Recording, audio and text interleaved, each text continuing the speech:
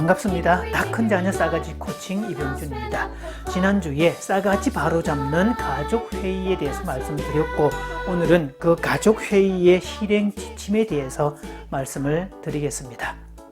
가족회의에서 무엇을 다루는지를 알아야 구체적으로 실시할 수 있겠죠. 자, 첫째, 일주일 동안의 생활 돌아보기입니다.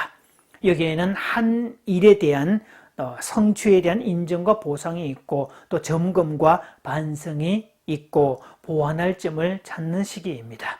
자, 가족들 각자가 일주일 동안 어떻게 생활했는지를 알려주고 점검하고 가족 앞에 공개하는 시간이죠. 부모도 직장에서 여러 가지 일들을 얘기할 수 있고, 또 직장에서 어떤 역할을 하고 있는지도 알게 되어 있습니다.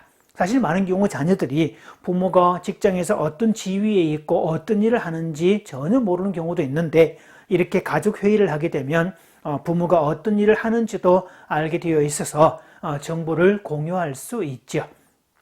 또 각자가 내어놓는 그 얘기를 통해서 우리의 시간을 어떻게 보내는지도 살펴볼 수 있습니다. 자, 요즘에 워크 앤 라이프 밸런스라고 해서 워라밸이라는 말도 쓰고, 아이들은, 자녀들은 스터디와 라이프 밸런스를 조합해서 스라밸이란 말도 쓰고 있는데요.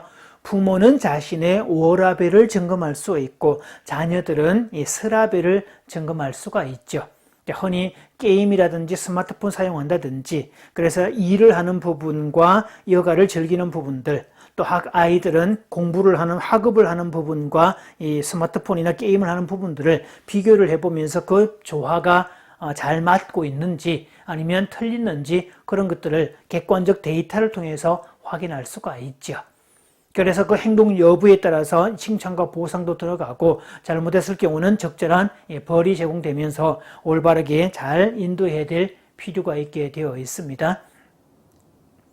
두 번째는요, 이 혈연 가족의 정보 공유입니다.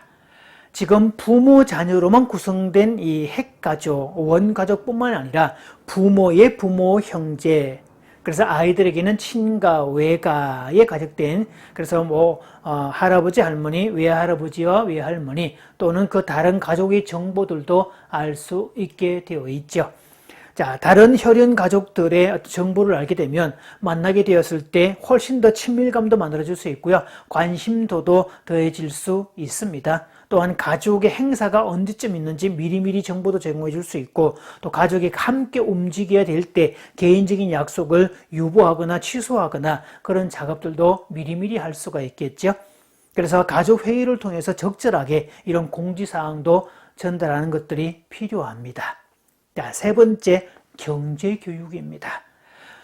이 시간에 용돈을 제공을 해야 됩니다. 용돈을 줄 때는 반드시 봉투에 담아서 주는 건데요. 용돈의 개념은, 그러니까 기본적으로 피딩에 해당되는 먹고 자고 생활에 필요한 것들은 부모가 제공을 하지만, 아이가 학교 생활을 하고 친구들 만나고 개인적인 사회생활을 함에 있어서 필요한 금액, 말 그대로 용돈이 되는 건데, 용돈을 받았다고 해서 임의로 쓸 수 있다는 것은 아닙니다.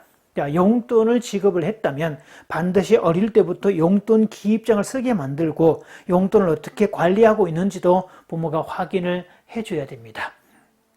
그래서 본인이 필요한 물품을 사기 위해서 저축을 하고 있을 수도 있고, 또 부모님의 선물이나 이런 걸 사기 위해서 일부 돈을 또 모을 수도 있고, 기타 등등, 또 용돈을 쓰는 용도를 확인해서 어디에 어떻게 얼마나 쓰고 있는지를 확인을 해서 과도한 소비는 지양할 필요가 있게 되어 있죠.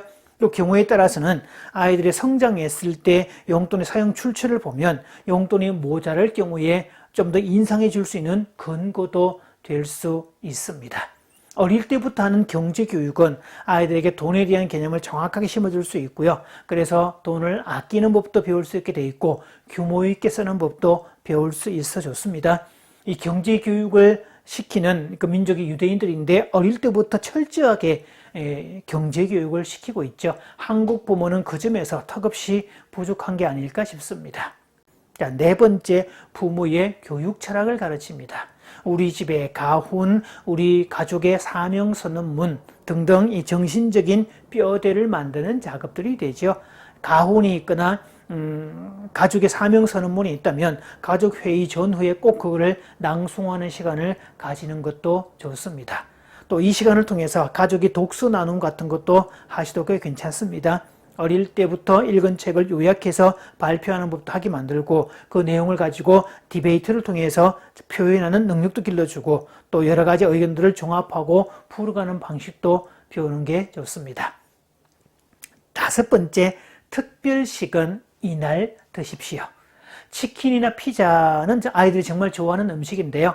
보통 때 먹지 않게 하고 가족 회의하는 날 이 음식을 먹게 해야 아이들도 이 시간을 기다리게 되어 있습니다.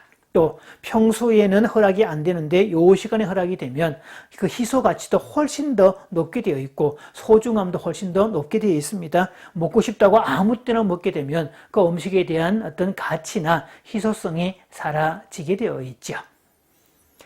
자, 이렇게 5가지를 말씀드렸는데요. 이 기준과 원칙을 제공한다고 해서 부모님과의 어떤 그 친밀감이 약화되는 것은 아닐까 걱정하지 않으셔도 됩니다. 오히려 가족끼리의 어떤 정보가 공유됨으로 인해서 가족 간의 친밀감은 훨씬 더 깊어질 수 있고요.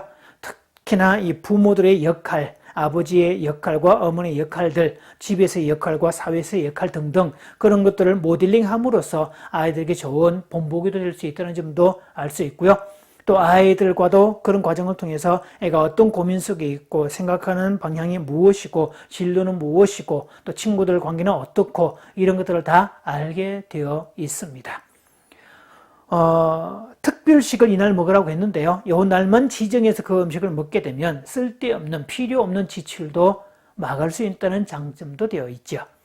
자, 언제부터 아이들을 참석시키면 좋은가 앞 시간에도 말씀드렸는데 아이들이 최소한 유치원 정도 다닌다면 일단 직립을 하면 참석시키라라고 했는데요. 일단 유치원 정도 레벨 정도면 확실하게 참여시킬 수 있습니다.